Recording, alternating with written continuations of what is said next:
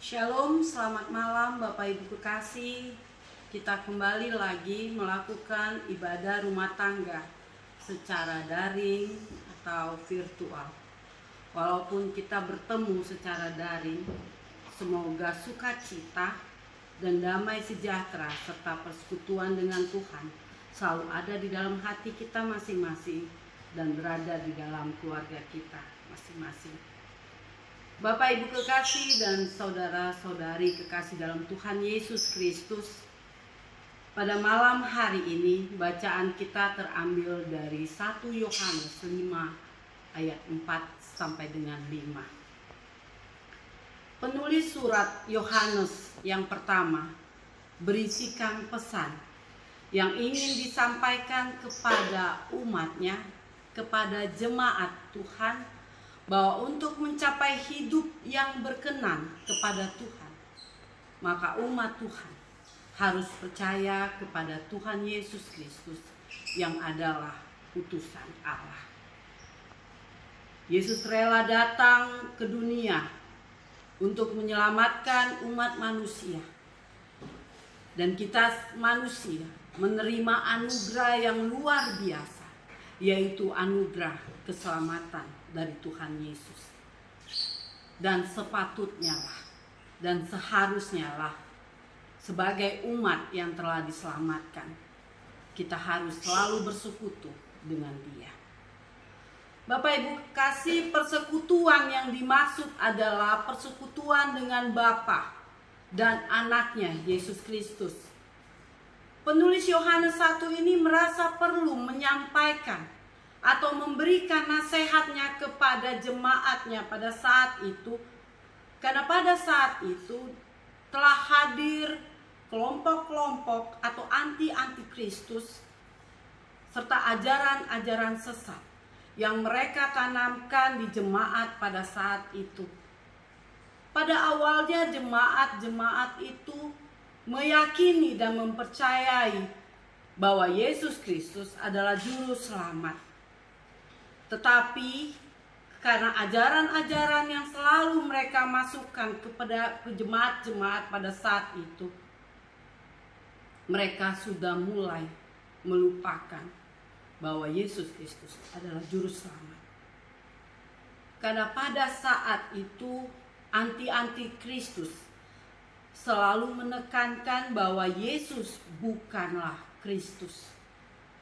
Mereka merasa tidak masuk akal bahwa Yesus sebagai inkarnasi.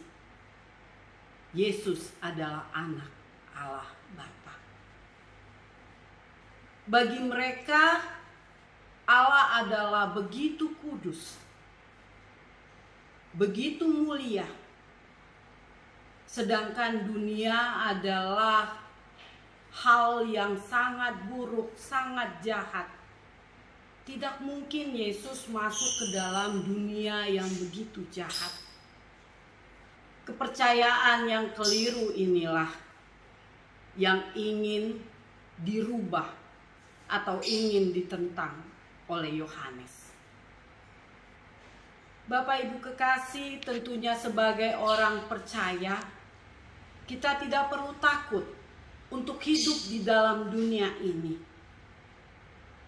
Kita sebagai umat-umat Tuhan harus hidup berperang melawan dunia ini. Maka kita harus selalu melengkapi diri dengan senjata-senjata rohani dan iman. Pada ayat yang keempat, sebab semua yang lahir dari Allah mengalahkan dunia, dan kemenangan yang mengalahkan dunia itu adalah iman kita. Iman kita meyakini bahwa Tuhan ada, Tuhan hadir di dalam hidup kita, di tengah-tengah dunia kita, sehingga kita yakin bahwa kita dapat mengalahkan dunia. Apapun yang kita alami, apapun yang kita rasakan dalam kehidupan kita, jika kita bersama-sama dengan Tuhan, kita mampu untuk menghadapinya. Bapak Ibu kekasih, setiap orang, setiap kita sangat menginginkan, sangat mendambakan untuk hidup dalam kemenangan. Namun apa yang kita alami, rohani kita, keyakinan kita kadang bisa berubah-ubah. Sebab itulah dalam kehidupan kita selalu mengalami kemenangan ataupun kegagalan. Akibatnya kita selalu mengalami kejatuhan ke dalam dosa sekali dan bisa berulang kali. Bapak Ibu kekasih, renungan dari 1 Yohanes ini memberikan kita 3 resep bagaimana kita bisa menang dalam kehidupan kita. Pemahaman Alkitab yang menyebutkan dunia bukan dalam arti sempit, tetapi dunia yang dimaksud juga adalah hidup kita, jasmani kita, tempat tinggal kita. Istilah dunia yang dipakai menunjukkan pola kehidupan kita, Bapak Ibu kekasih, yang bertentangan dengan kehendak Tuhan, atau sering kita sebut sifat duniawi. Bapak Ibu bisa baca dalam 1 Yohanes 2 ayat 16 yang mencantumkan bahwa ada 3 jenis keinginan manusiawi sebagai umat Tuhan, yaitu 1, keinginan daging, keinginan mata, serta keangkuhan hidup. 3 hal inilah yang menjadi musuh terbesar manusia, dan menaklukkannya itu tidaklah mudah, Bapak Ibu kekasih. Ada 3 hal yang dapat kita lakukan untuk mengalahkan keinginan duniawi tersebut. Yang pertama, iman atau percaya kepada Yesus Kristus. Yesus yang kita sembah adalah Tuhan yang perkasa dan luar biasa, yang telah mengalahkan dunia. Tuhan menghendaki agar kita anak-anaknya sama dan mau mengikut Dia. Karena Yesus punya kuasa untuk mengalahkan dunia. Jika Bapak, Ibu, dan saya rindu untuk menjadi umat yang menang, umat yang mampu mengalahkan duniawi,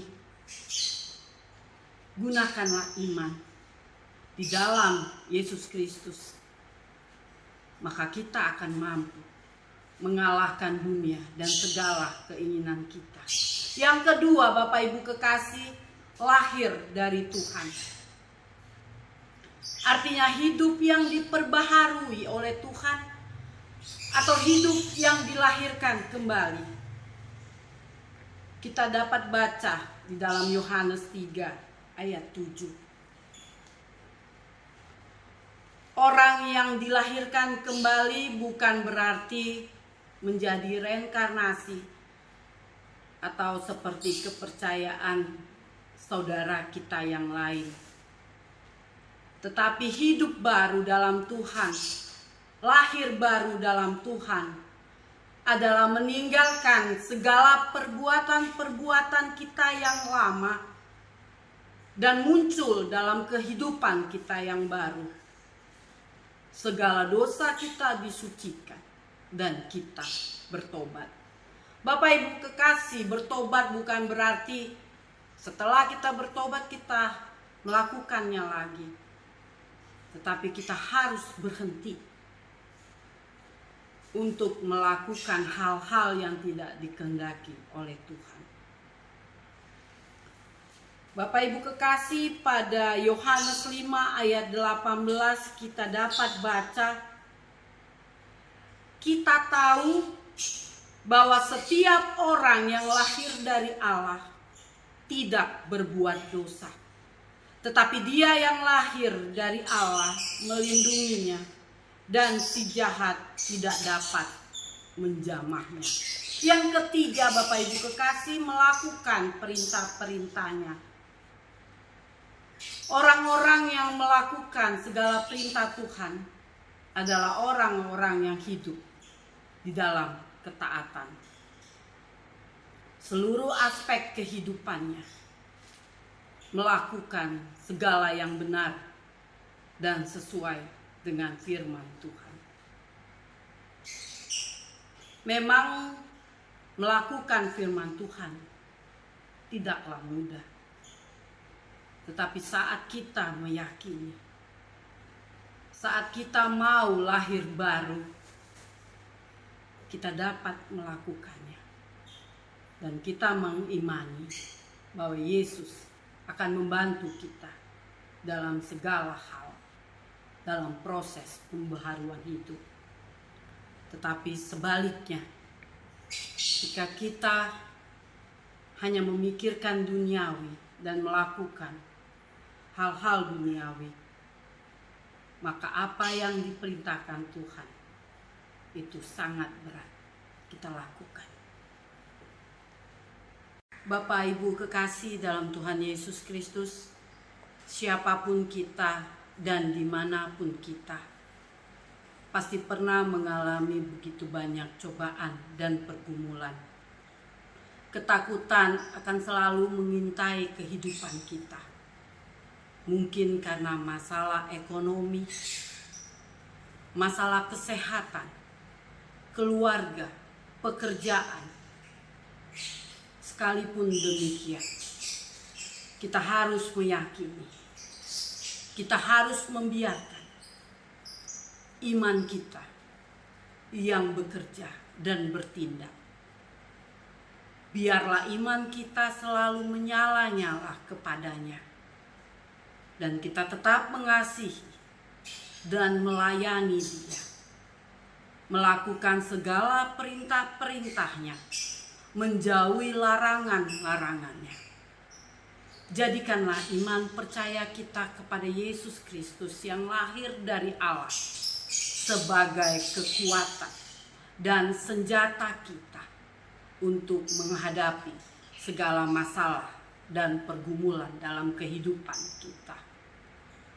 Biarlah kita semakin mengimani dan semakin dekat, selalu berkomunikasi dengan Tuhan melalui doa dan persekutuan.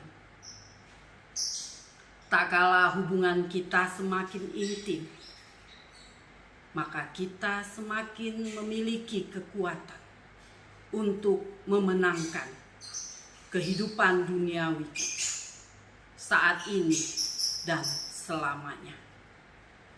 Biarlah pada saat ini kita semua, Bapak, Ibu, saudara-saudari, dan saya, memulai menjalin hubungan yang baik dengan Tuhan, dengan Sang Juru Selamat. Iman tanpa perbuatan pada hakikatnya adalah mati, dan perbuatan tanpa iman adalah sia-sia. Tuhan Yesus memberkati Bapak, Ibu, saudara-saudari, memberkati kita semua. Amin.